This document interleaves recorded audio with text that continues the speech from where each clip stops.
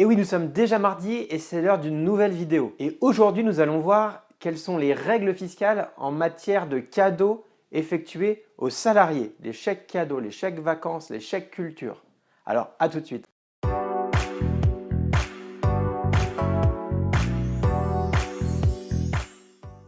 Salut entrepreneurs, je suis ravi de vous retrouver dans cette nouvelle vidéo. Nous sommes déjà mardi et il est 18 h, c'est l'heure de mes derniers conseils en matière de gestion d'entreprise. Et comme je vous disais en introduction, aujourd'hui nous allons parler de la problématique fiscale concernant les chèques cadeaux, les cadeaux que vous effectuez, que vous donnez à vos salariés. Car normalement ils sont soumis à charges sociales mais également à l'impôt sur le revenu. Heureusement, nous allons voir ensemble qu'il existe quelques exceptions pour éviter à la fois de payer la TVA, les charges sociales et l'impôt sur le revenu. Mais avant de commencer, je me permets juste de me présenter pour ceux qui ne me connaissent pas encore, car je vous délivre tous les mardis et tous les vendredis des conseils à destination des entrepreneurs ou des futurs entrepreneurs pour vous permettre d'améliorer vos compétences entrepreneuriales à la fois sur des sujets comptables mais également fiscaux, juridiques, sociaux, patrimoniaux et bien d'autres.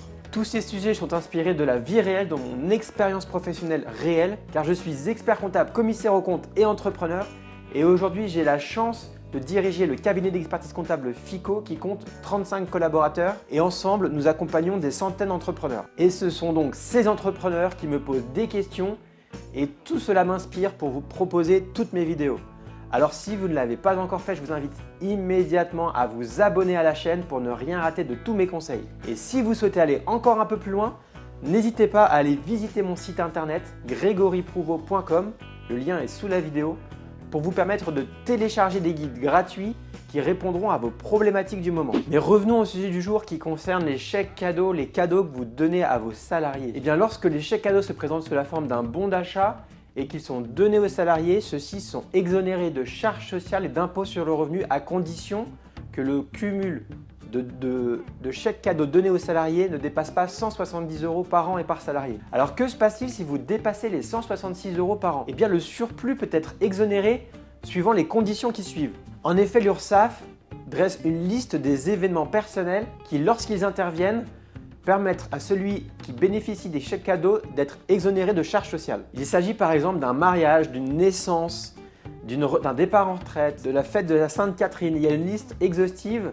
et limitatif qui est donné par l'URSSAF. Et on peut ajouter également Noël ou la rentrée des classes, mais également la fête des mères et des pères. Et dans ce cas-là, l'exonération de charges sociales ne concerne que le salarié qui est en effet touché par ces événements. C'est-à-dire que par exemple, un salarié qui n'a pas d'enfant ne peut pas bénéficier d'un surplus de chèques cadeaux lors d'une rentrée scolaire. Mais il existe une seconde condition. Pour que ces chèques cadeaux ne soient pas soumis à charges sociales, il faut qu'ils soient destinés précisément à l'événement pour lequel ils sont donnés. C'est-à-dire que pour Noël, ces chèques cadeaux doivent être donnés et utilisés surtout pour l'achat de cadeaux à destination des enfants. C'est pourquoi les chèques cadeaux ne sont pas échangeables contre de l'alimentaire ou quelconque achat autre pour lequel ils sont destinés. Et d'ailleurs, il est précisément indiqué sur les chèques cadeaux cette mention. Et il existe également une troisième condition, car il ne peut être donné des chèques cadeaux à un salarié pour un montant supérieur à 166 € par événement.